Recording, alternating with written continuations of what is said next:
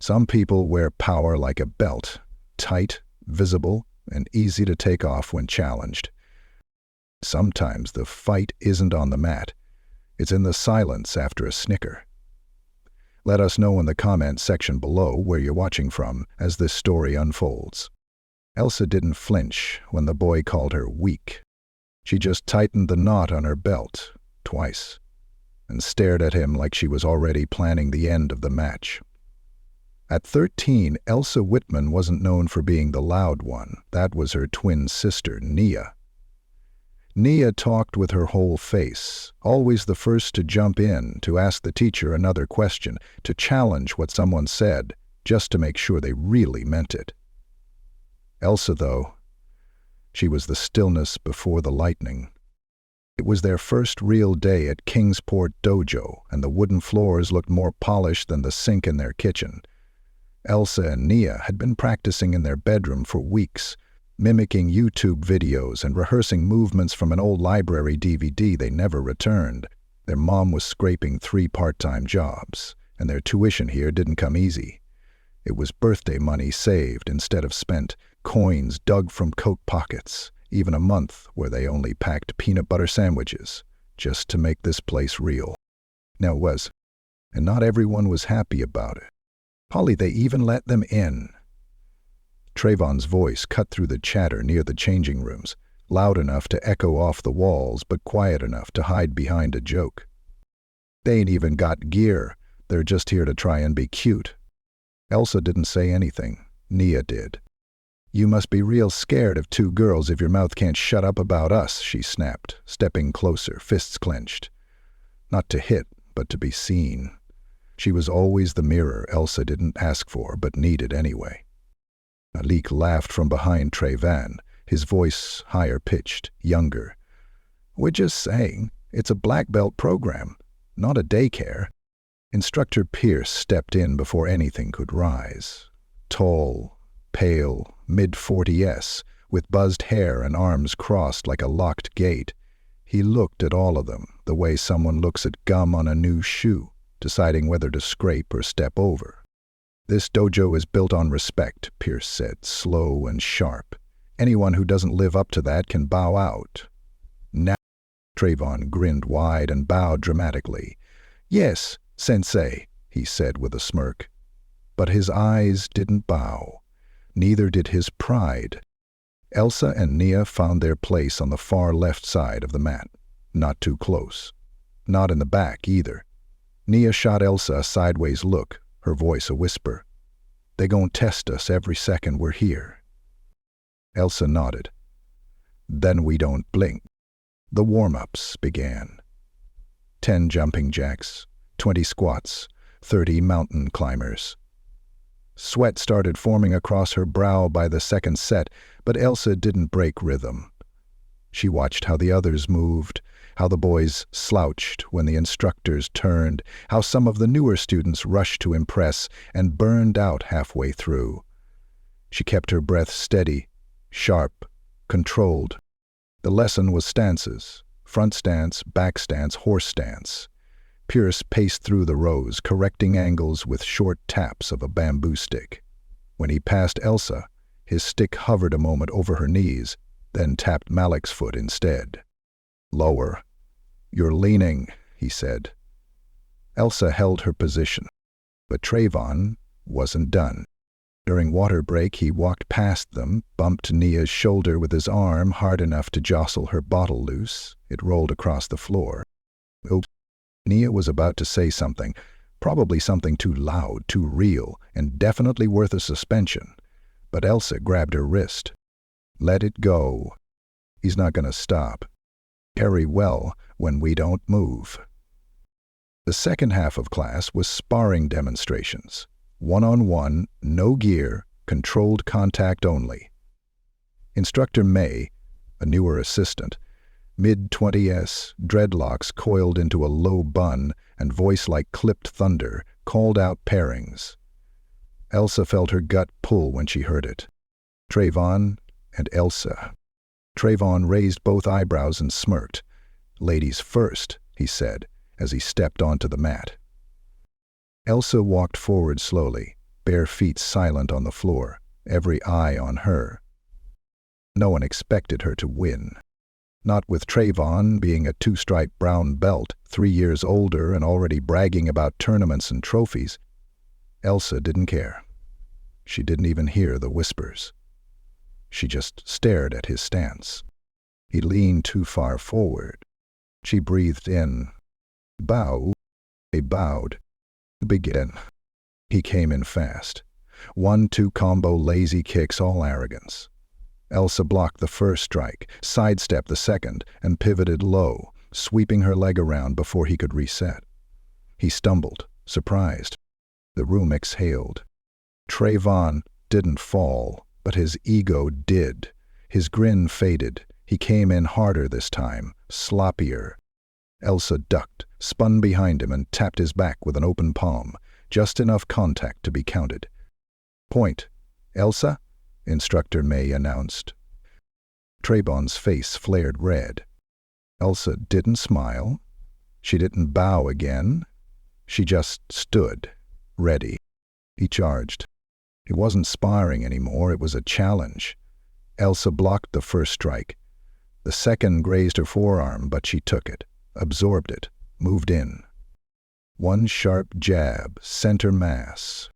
He gasped, staggered back. Stop, May shouted. Break. The room was dead quiet. Elsa stepped back, bowed low. Trayvon bowed too, but it was rushed, uneven. Instructor Pierce stared from the sideline. For a moment, his arms unfolded. Then came the slow clap from Malik. Single clap, mucking. The class laughed, some nervously. But Pierce raised his hand. That's enough, he said, then turned to Elsa. Well done. She nodded once and walked back to Nia, her arms trembling, not from fear, but from holding everything in. Nia whispered, You good? Elsa whispered back, We stay ready. And in that moment, even though they were still outsiders, sisters, underdogs, charity cases, they stood taller. Because they didn't just earn a point. They made a mark. The next morning, Elsa's forearm had a bruise the shape of Trayvon's knuckles, purple blooming over brown skin, aching every time she bent her elbow. She didn't complain. She just wrapped it tighter with the soft beige cloth they used for the dishes at home and kept moving. Nia, on the other hand, wouldn't let it go. Hit too hard. You know that wasn't no control contact. Elsa sat on the edge of their shared bed, lacing her sneakers. Didn't matter, I still won. Yeah, but Sensei, May should have said something. Pierce too. They let it slide. Elsa glanced up at her sister, who stood at the mirror, tying a red bandana around her puff. She didn't answer right away. Maybe they wanted to see what we'd do. Nia scoffed. That ain't their job. We paid to be trained, not tested like lab rats. Their mum peeked through the cracked bedroom door. Her voice soft but steady. You girls good? Yeah, they answered in unison. You walking or taking the bus? Talking, Elsa said. You sure? You're gonna be late. We'll run. Their mom gave a small nod, then left. The door creaked closed behind her. On the walk to school, Nia jabbered about the math test and what she planned to say if Malik opened his mouth again. Elsa listened but said little. Her mind was still back at the dojo, thinking about Trayvon's feet, his angle of attack, the half-second gap between his block and reset. She replayed every motion like a movie she'd already seen, trying to catch something she missed. At lunch, the cafeteria was noisy and chaotic. The twins sat at the end of the fourth table near the windows, far from the popular crowd and close to the back exit. It was safer there, quieter. Elsa picked at her apple slices while Nia cracked jokes with Jalen and Darla, 2 other 8th graders who floated between friend groups. That's when it happened. Errol Trayvon walked by. Not in uniform, not in control. Just a hoodie, jeans, and that same smirk. "Yo, little fighter," he said loud enough for everyone to hear. "You got lucky yesterday." Elsa didn't look up. Nia did. "Keep walking." "I ain't talking to you, mouthpiece. You talking to mine. You talking to me." The table froze. Jalen put his juice down slow. Darla slid her chair back just an inch. Trayvon leaned forward, eyes on Elsa. "You think you belong there?" he asked. "In the dojo?" Elsa finally looked up. "Do you?" He didn't answer. He just shook his head and walked off, letting the words hang in the air like smoke after a firecracker. That night, back in the dojo, the energy was different, quieter. Elsa felt eyes following her, not just Trayvon's or Malik's, but Pierce's too. May greeted them at the door with a nod, her eyes quickly dropping to Elsa's bandaged arm, then back up to her face. "You okay?" "I'm good," Elsa replied. May nodded, but she didn't smile. Lass was focused on control, precision, flowing combinations. "Speed without thought is noise," Pierce said. "Speed with purpose is power." His words drifted through the dojo as they moved in silence. Then, new partners were called. Malik and Nia. Nia's face lit up. Finally, Elsa gave her a subtle nod, a warning not to overdo it. Nia didn't listen. From the first stance, she made it clear she wasn't there to play. Malik, taller but clumsy, underestimated her speed. She dodged every strike like she knew his rhythm. His elbow lifted too high, his weight shifted too far. Nia exploited all of it, not to hurt, but to expose. When the sparring ended, Malik's breathing was uneven. Nia hadn't even broken a sweat. She bowed. He didn't. "Again," Malik said. "It's over," May warned. He looked at Pierce. "She's showboating." Pierce watched him quietly. "She's executing." Malik muttered under his breath and returned to the sidelines. Nia sat next to Elsa and whispered, "Tell me I was wrong." Elsa didn't. When class ended, Pierce dismissed everyone but asked the twins to stay back. The room emptied slowly, sneakers squeaking on wood, whispers following them out. Pierce stood near the far wall, arms folded. "You two, walk with me." They followed him out into the cool air behind the dojo, where a gravel path curved past a row of trimmed bushes and a crooked old bench. He didn't speak until they were out of earshot. "People here. They're used to hierarchy," he began. "Boys first. Older kids lead. Newcomers listen. You two, you don't fit that. Not because you're girls, because you don't know your place." Elsa bristled. "I know my place," she said. "It's on the mat." Pierce turned. For a moment it wasn't clear if he was impressed or annoyed. "Good," he said. "Then earn it again tomorrow. You're sparring in front of the entire class, no room for mistakes." "Who?" Nia asked. Their eyes widened. "You're sure that's fair?"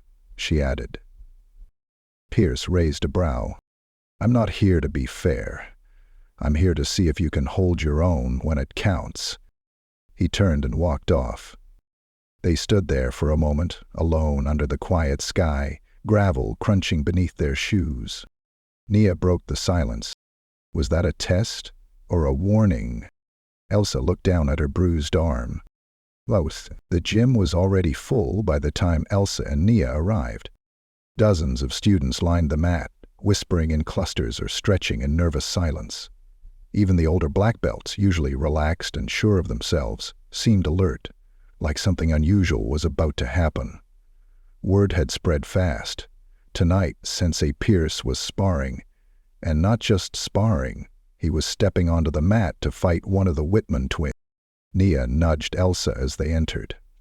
"You sure you're ready for this?" Elsa didn't answer right away. She walked past the gawking students, straight back, calm. Her bruised arm was healed enough to bend, but the ache lingered. She kept it close to her side like it was just another weapon waiting to be used. Nia followed, jaw tight, eyes darting between the boys in the corner and the girls whispering by the lockers. Everyone had something to say. Everyone had already picked sides. "Elsa," May called out, standing by the center line with her clipboard tucked under her arm. "You'll warm up over there." Elsa nodded and moved toward the marked space at the front. Nia stayed behind, arms crossed. "You really gonna let him throw hands at a kid?" she asked May in a low voice. May didn't blink. "He won't hurt her, but he won't go easy either. You know why." Nia's lips pressed into a thin line. "Yeah, because they only respect you when you bleed." May glanced sideways. "Or when you refuse to." Pierce entered last, not in his formal gi this time, just black training pants and a simple t-shirt, barefoot like always. He didn't speak to anyone. He just stood in the middle of the room and waited. May raised her voice. "All students, line up. Tonight's session will begin with a special sparring demonstration between Sensei Pierce and Elsa Whitman. Controlled contact. 2 rounds. This is not about winning or losing. It's about presence, focus, composure." Malik muttered something under his breath. Trayvon chuckled. Elsa didn't hear them. She stepped onto the mat and bowed. Pierce bowed in return. They faced each other in silence. May lifted her hand. Begin. The air shifted. Pierce didn't attack first. Elsa moved in cautiously, testing the distance, her steps small and deliberate. Pierce shifted slightly, weight on the balls of his feet, every motion efficient. Elsa struck first, a faint jab to draw his guard. He didn't fall for it. Instead, he stepped left, swept his leg in a slow arc, and Elsa dodged just in time. Her counter came fast, a palm aimed at his ribs, but he blocked it with a subtle parry and tapped her shoulder lightly. "Point," May announced. Alta reset. No shame in the hit, no fear in her stance. Round 2 began. This time she waited, let Pierce come to her. He did, but not all at once. He advanced in a zigzag, feet gliding across the mat like he was skating. He struck with his right elbow, close in, sharp. Elsa ducked under, pivoted behind him, and tapped his back with the flat of her hand. A murmur rippled through the students. Pierce turned, nodded once. They locked eyes. For a moment, the room disappeared. It was just teacher and student, experience and potential. Elsa exhaled. The rest of class was dismissed early, but no one left. They stayed seated around the mat, stealing glances at Elsa, whispering about what they just saw. Malik looked annoyed. Trayvon looked like he'd just swallowed a mouthful of chalk. Pierce walked over to Elsa and said, "Stay ready. There's more coming." She nodded, unsure whether that was a compliment or a warning. On the walk home, the night felt colder. Their jackets barely held back the wind. "That was wild," Nia said, adjusting her hoodie. "You actually tapped him. Let me... No, he tested you. He don't let people score. I've seen him shut down brown belts like nothing." Elsa glanced down at her shoes. "Then why me?" "'Cause you're not here to survive," Nia said. "You're here to change the game." At school the next day, everything felt off. Some kids smiled at Elsa in the hallway. Others stared longer than they needed to. At lunch, someone left a folded paper on her tray. Inside was a simple message written in black ink. "You showed him up. They won't forget that." No name. No signature. Just the truth, folded like a threat. Nia read it and rolled her eyes. "Cowards, can't say it to your face?" "I don't care. You should. That's dojo politics. If Pierce backs you too hard, they'll think you're his favorite. If he don't back you, they'll say you're fake." "I'm not playing politics." "You don't have to. You just exist, and that's enough to make 'em mad." Elsa folded the paper again, tucked it into her back pocket, and ate her apple in silence. That night, their mom surprised them with pizza from Tony's, the kind with the real garlic crust. She didn't say why, just placed the box on the table with 3 plates and one tired smile. "You all been working hard," she said. "Thought you deserved something warm." Nia dove in like she hadn't eaten in years. Elsa picked her slice apart, slow. Their mom watched her. "You good, baby?" Elsa nodded. "Yeah, you don't talk much these days." "I'm thinking." "About what?" "Whether I'm ready for what comes next." Their mom placed her hand over Elsa's. "You already are. You just gotta believe it before they do." Elsa didn't answer. She didn't need to. It started with a whisper. No flyers, no announcements, no formal names on the sign-up sheet. Just quiet murmurs after class, one student to another, circling back through the locker rooms and down the rows of worn-out punching bags in the corner. They're picking team captains. Pierce is going to let the students vote. Not just the older belts, everyone. By the time the memo made it to Elsa and Nia, it was already fact. "This some kind of test again?" Nia asked as they changed in the bag. Elsa didn't look up. She was tightening her belt, same way she always did, twice, no slack. "No," she said, "it's a challenge." "Like a fight?" "Like leadership. Influence. Who people trust." Nia leaned back against the wooden bench, exhaling loud. "So, we ain't winning that." But she said it like a question. Elsa finished adjusting her gi, stood and faced the mirror. Her reflection wasn't flawless. She still carried bruises on her ribs from sparring, her hair frizzed around the edges from a long day. And her eyes? Tired, but steady. She looked like someone who knew what it meant to earn every inch of ground she stood on. "We don't need to win," Elsa said. "We just need to show them why we belong." That night's class was different. It wasn't about drills or form. Pierce stood at the center of the mat with May beside him. He explained the rules. 2 captains, team matches, skill, strategy, composure. Votes were cast silently. 1 paper per student. Drop it in the box, no names spoken aloud. When May read the results 30 minutes later, the dojo was quiet enough to hear sneakers shift on polished wood. "Captain 1, she said, voice firm. "Trayvon Reynolds." Some clapped, mostly the older boys, brown belts, Malik and his circle. "Captain 2, May paused, just for a breath. "Elsa Whitman." The room didn't react at first. It was like someone had unplugged the sound. Then it started. 1 clap, hesitant. Then another, a small ripple. Darla. Jalen. Then a girl from white belt class Elsa had helped tie her first belt. Slowly the ripple grew. Trayvon stared at Elsa, face unreadable. Pierce stepped forward. "Captains, meet at the center." Elsa walked without hesitation. Nia watched her go, mouth pressed tight but proud. Trayvon kept his eyes locked on her. "Guess this is your win," he muttered. Elsa didn't blink.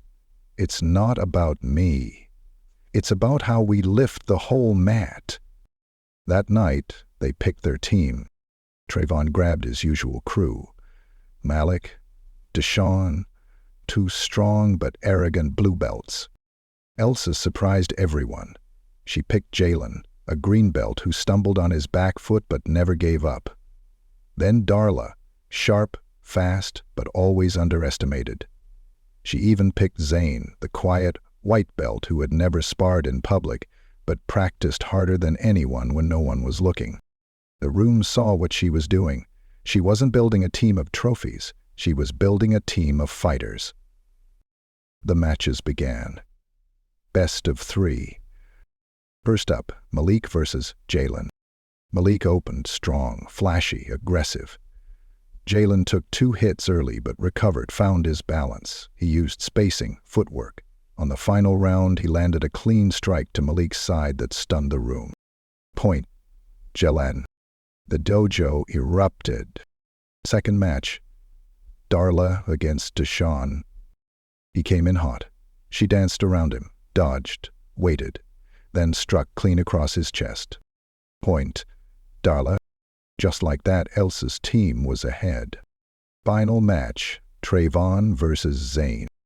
Zane looked terrified, stepping up. His hands trembled. He bowed twice. By accident. Trayvon smirked. But Elsa walked up to Zane and whispered something only he could hear. He nodded. The match started. Zane didn't strike first. He waited. Just like Elsa had taught him. When Trayvon lunged, Zane spun clumsily, awkward but effective, and tapped Trayvon's thigh. A hit. Not a win. But it threw Trayvon off his rhythm. Zane lost the round by points, but he didn't back down. He walked off the mat to thunderous applause. That night, Elsa's team won. Pierce raised his voice. Leadership isn't just about strength. It's about seeing potential in others and helping it rise. He turned to Elsa. You've done that. She didn't smile. Not yet. She looked across the room, to the boys who used to snicker, to the girls now watching her with wide eyes, to Nia, whose grin now took up half her face. Then she exhaled, long and deep. That night, in the parking lot, students gathered before heading home. Yo, Trayvon said, stepping up to Elsa. His voice was lower now, less bark, more thought. You did good, real good. Elsa nodded. Thanks. He hesitated. You belong here. So do you, she replied. He smiled, small but real. Maybe we train together next week.